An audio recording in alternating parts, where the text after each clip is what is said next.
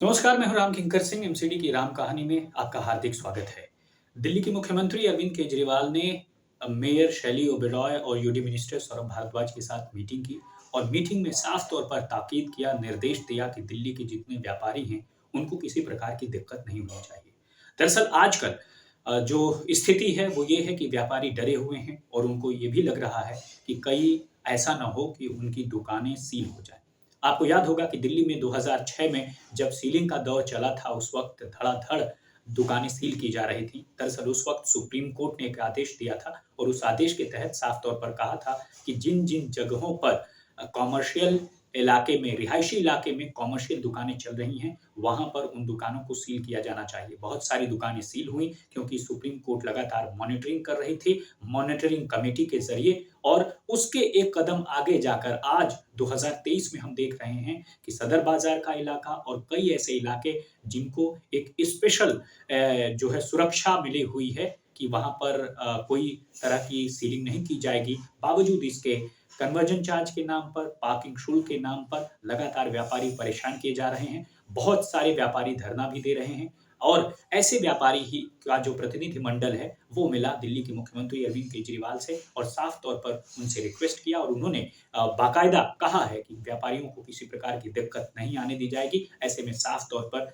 लोग खुद UD minister और साथ ही साथ शैली ओबेरॉय इस पूरे वाक़ये को देखें। अब सवाल यही है कि आखिर इस पूरे घटनाक्रम से जो व्यापारी हैं, उनको कितना फ़ायदा होता है? ज़ाहिर तौर पर एक बड़ी राहत की सांस होगी और सही मायनों में जो कहा गया था डबल इंजन की सरकार, यानी जिसकी दिल्ली सरकार है वही सत्ता में एमसीडी में भी है। इससे पहले कहा जा रहा था कि एमसीडी काम नहीं कर रही है, तो अब काफ़ी ज़्यादा मौका है मैदान मारने का और काफ़ी कुछ करके दिखाने का और इस समय करना भी पड़ेगा क्योंकि 2025 में विधानसभा चुनाव आना है। जहाँ पर आम चुनाव 2024 में है, वहीं पर दिल्ली का विधानसभा चुनाव 2025 में है। और ऐसे में मुझे लगता है कि आम आदमी पार्टी को एक बड़ी चुनौती मिलने वाली है। क्योंकि आपने देखा कि इस वक़्त जो पिछले साल का दिसंबर में 4 दिसंबर को चुनाव हुआ था, 7 दिसंबर को परिणाम आए एमसीडी के और उस एमसीडी में चुनाव में साफ तौर पर देखा गया कि जहाँ पर आम आदमी पार्टी को 134 सीट हासिल हुई, वहीं पर 104 सीट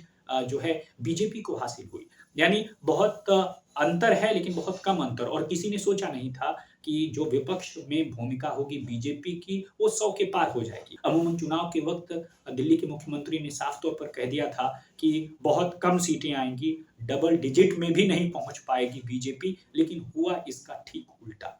तो ऐसे में चुनौती बहुत ज़्यादा है और मुझे लगता है इसका संकेत लगातार मिल रहा है दिल्ली के मुख्यमंत्री को और बहुत कम वक़्त बचा है और यही वजह है कि पहले आपने देखा कि खुद मुख्यमंत्री ने ओखला लैंडफिल साइट का निरीक्षण किया और उसके बाद से भलेसवा लैंडफिल साइट का निरीक्षण किया, लोकल शॉपिंग सेंटर्स के व्यापारियों से मिले और उसके बाद अलग-अलग जगहों पर खुद जा कर के जो है वह अपने आप को साबित कर रहे हैं। दरअसल मनीष सिसोदिया और साथ ही साथ जो सत्येंद्र जैन हैं, उनके जेल जाने के बाद लगातार चौतरफा दबावों से आम आदमी पार्टी जूझ रही है। ऐसे में एमसीडी उनके पास, आम आदमी पार्टी के पास एक बड़ा मौका है कुछ करके दिखाने का ताकि जनता के बीच में जब 2025 में जाएँ तो वो साफ कह सकें कि यही है दिल्ली के मुख्यमंत्री अरविंद केजरीवाल का विकास मॉडल और बीजेपी बार-बार हमलावर है साफ तौर पर। तो अब एमसीडी की राम कहानी में फिलहाल इतना ही। मुझे दीजिए